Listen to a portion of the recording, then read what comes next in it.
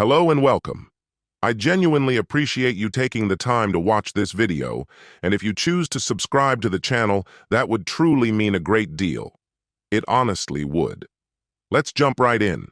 My name is Raymond, and what I want to share with you is something deeply personal. It happened during the 9th year of my marriage when my wife, Diana, announced she was taking a month-long vacation on her own. That was the moment that made everything click for me. It became clear I had to face what had been growing quietly in the background, a troubling pattern of self-prioritization on her part. The shift in her didn't happen all at once. It was gradual, so slow, in fact, that I barely registered it in the beginning. Over the course of a year or more, Diana began to change in subtle ways that left me confused. I tried to give her the benefit of the doubt, remained patient, and allowed her room to evolve. That's what marriage is about, right? Adjusting to growth. But what began as small differences eventually added up to a version of her I didn't recognize anymore. She had been working for 3 years as a project coordinator at a mid-tier company that specialized in overseas logistics. It wasn't her lifelong dream, but she had seemed relatively satisfied, no more frustrated than any other working adult. Our household budget relied on both of our paychecks, and we each contributed equally to the life we'd built. Then one morning, during a regular breakfast, she suddenly told me she was quitting her job. She said the role had become too damaging to her mental health and she needed to walk away for her own sake. I was blindsided. Up until then, Diana hadn't once suggested she was struggling emotionally or mentally with her work. There had been no red flags. No breakdowns, no late-night venting, no signs of burnout. Sure, there were busy weeks and stressful deadlines like in any career, but nothing alarming enough to anticipate a resignation. Still, when your spouse tells you they're struggling mentally, the last thing you do is argue. You stand by them. That's what marriage vows are for. So I told her I supported her decision, that we'd figure things out financially. I assumed she'd take a few weeks off to recharge, reconsider her professional path, and maybe find something better aligned with her needs. What I didn't expect was for her to treat it like a permanent sabbatical. Within 2 weeks of stepping away from work, Diana had eased into a lifestyle that I could only describe as self-indulgent. She said it was a healing process. Her days were filled with sleeping in, endless scrolling on her phone, long casual strolls, catching up with friends over coffee, and wandering around malls without any real purpose. There were no signs that she was even thinking about employment again, no discussions about future goals, no mention of returning to the workforce. Meanwhile, I stuck to my normal grind, up early, in the office by 8, back home in the evening. More often than not, I was coming home to an empty house. At first, I didn't think much of it. She'd leave messages saying she was with Hannah, or grabbing dinner with Bella, or hanging out with Margaret. Just regular socializing. Or so I thought. But gradually, her outings became more frequent and started lasting longer. I'd come home to a casual note left on the kitchen counter or a text message from hours earlier, vaguely letting me know she was out and didn't know when she'd be back. Every time I reached out, she had an excuse that sounded plausible. They lost track of time, decided to catch a late movie, or tried out a new spot for dinner.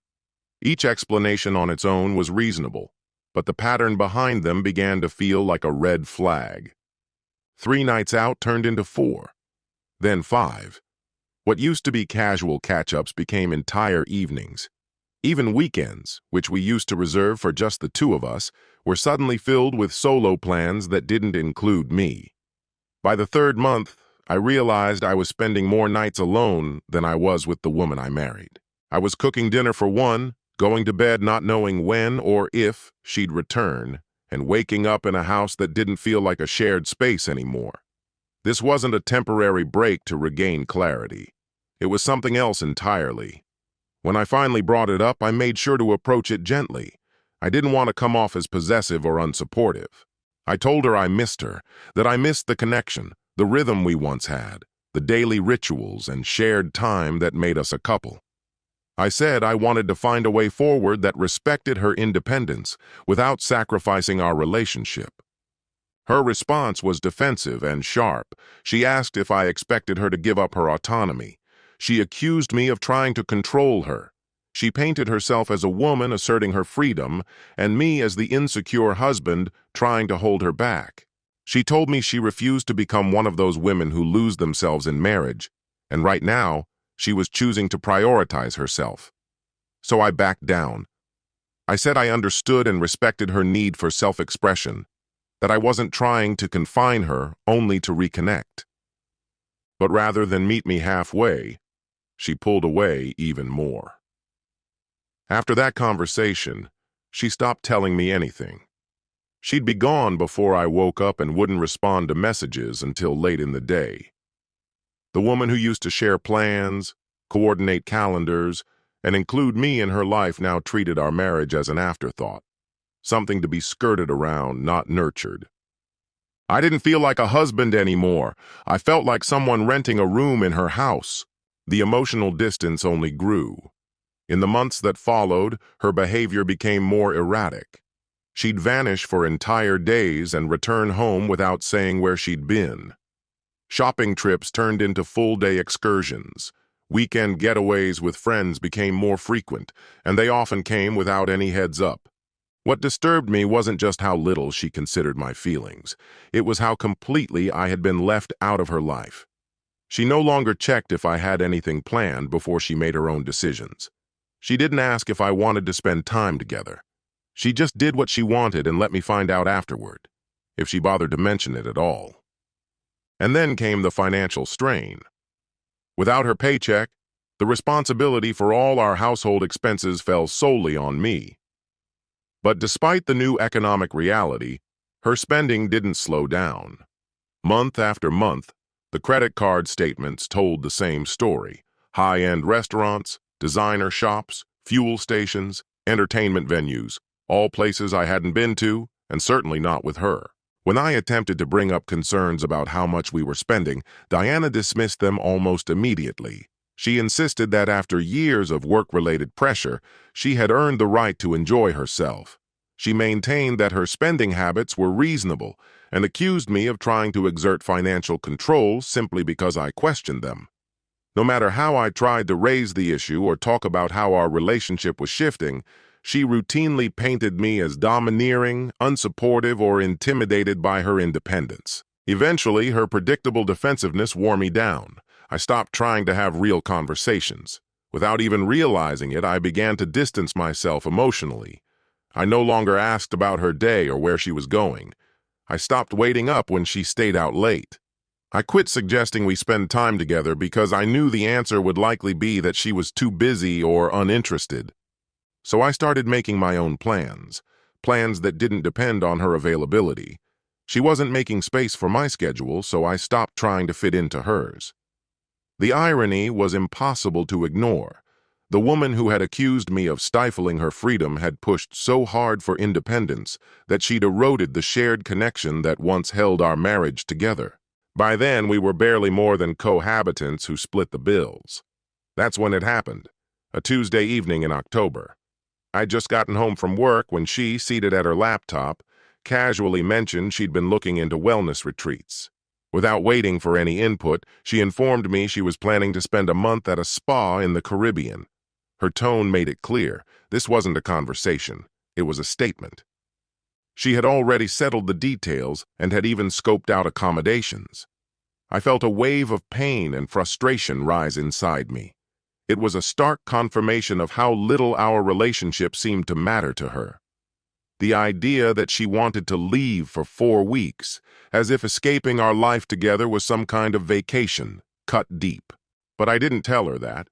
Instead, I looked at her and simply said, "Sounds like perfect timing." Her face revealed that she hadn't expected that response. She seemed prepared to justify the trip with phrases like personal growth or time for self-care. She was ready for resistance. But when I stayed calm, she appeared unsettled. She asked if I truly didn't mind, and I could tell she was thrown off when I didn't argue. I told her the timing made sense and that she should take whatever space she felt was necessary. What I didn't explain was that her perfect timing meant something else entirely to me. The next morning, after she'd left for one of her regular outings, I picked up the phone and contacted her closest friend, Hannah. The two of them had been inseparable since college, and I figured if anyone could help shed light on Diana's recent behavior, it would be her. What followed was a conversation that revealed far more than I'd expected. As I laid out everything that had been happening over the past several months, Hannah was clearly surprised. She said she had noticed Diana acting differently but assumed it was all part of decisions we'd made together. I had wondered if Hannah had been influencing Diana somehow, but that theory dissolved quickly. Instead, Hannah told me something that stopped me cold. She and Diana hadn't been spending nearly as much time together as I had been led to believe. While Diana often told me she was out with Hannah multiple times a week, Hannah said they'd only met up a few times since the spring.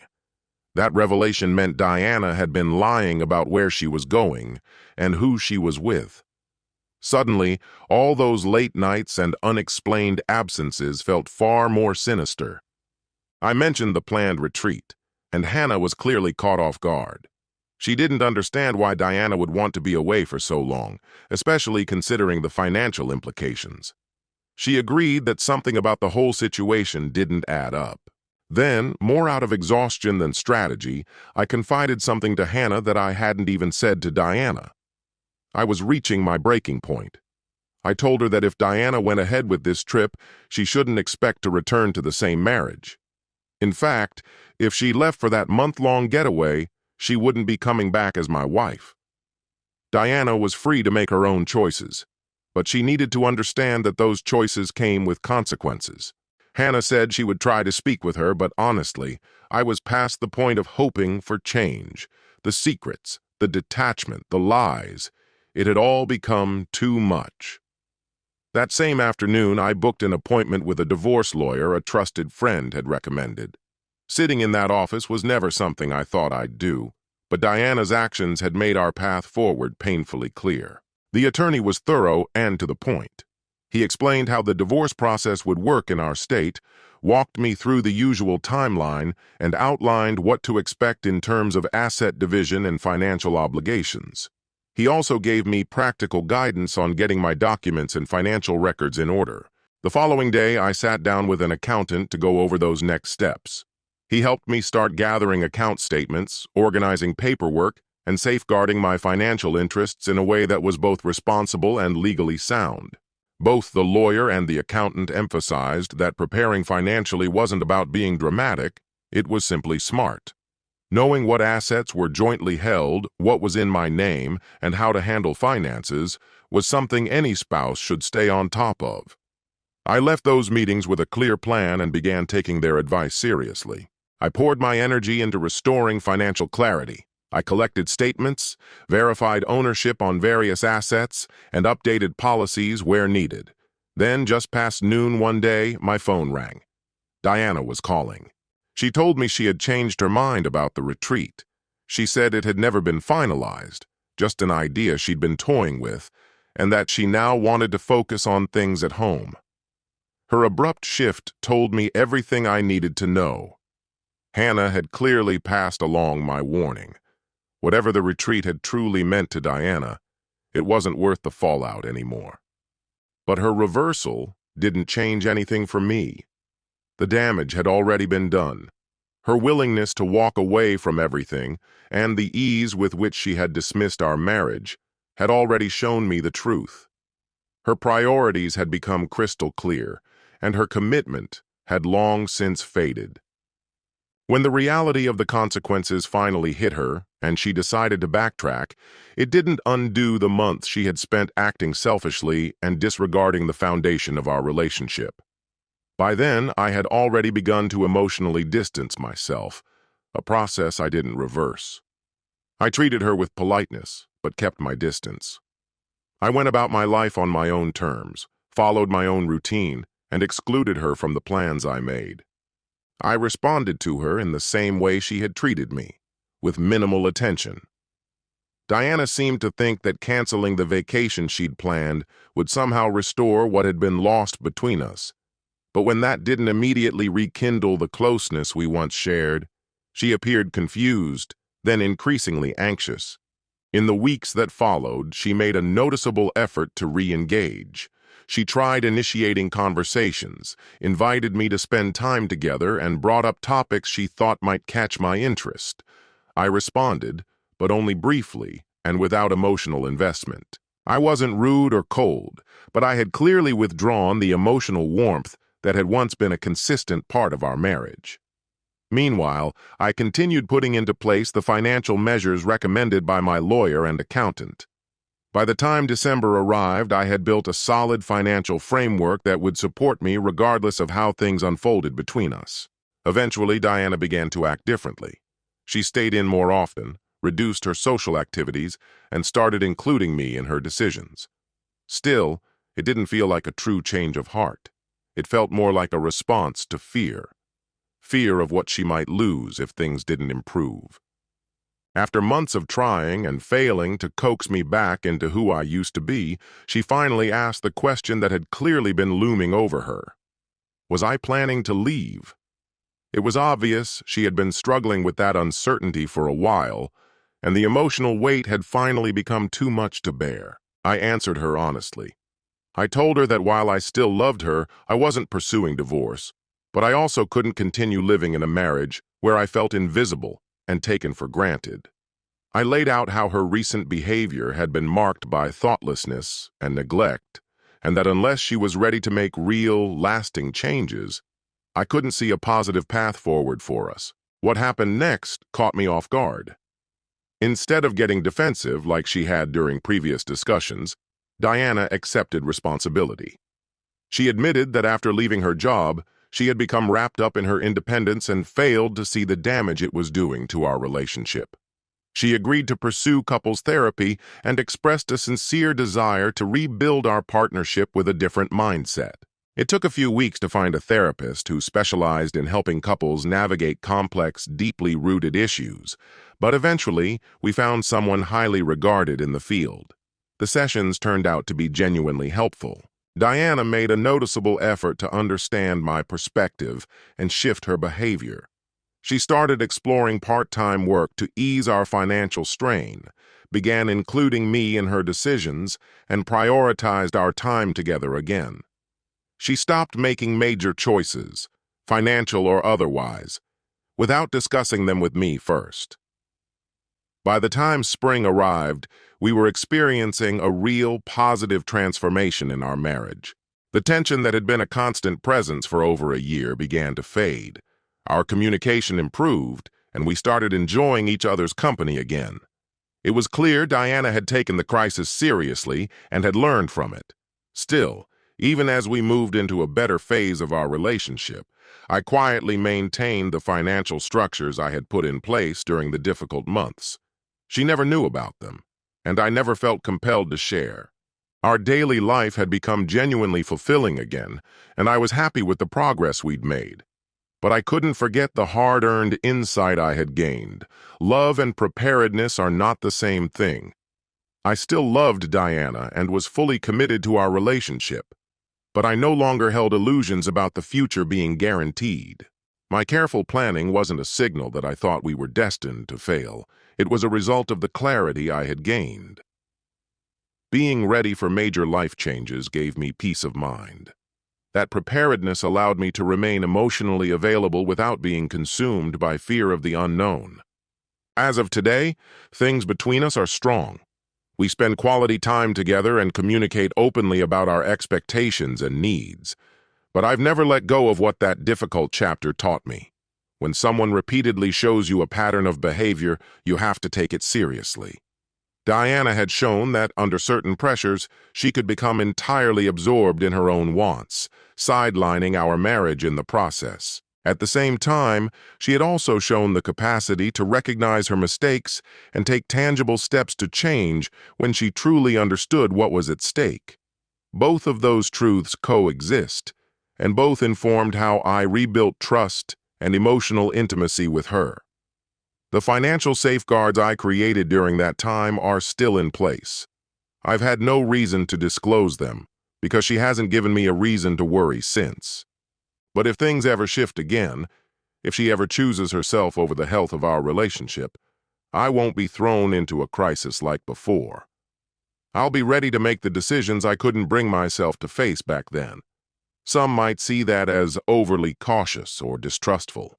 I see it as wisdom born of experience. You can give your heart to someone and still be smart about protecting yourself. That solo trip she had once announced and ultimately canceled ended up being a defining moment. It set off the most strategic thinking I'd ever done in my adult life. It showed me how the threat of losing something can push a person to finally recognize its value. And it reminded me that safeguarding yourself doesn't mean abandoning the people you care about. Today, I can say with confidence that I love my wife and I'm devoted to our marriage, even if I still don't fully understand what led her to make such self-centered choices in the first place. But if that side of her resurfaces, I won't be blindsided. The balance of emotional investment and practical readiness has brought a calm and certainty to our relationship that we never had in the first 9 years.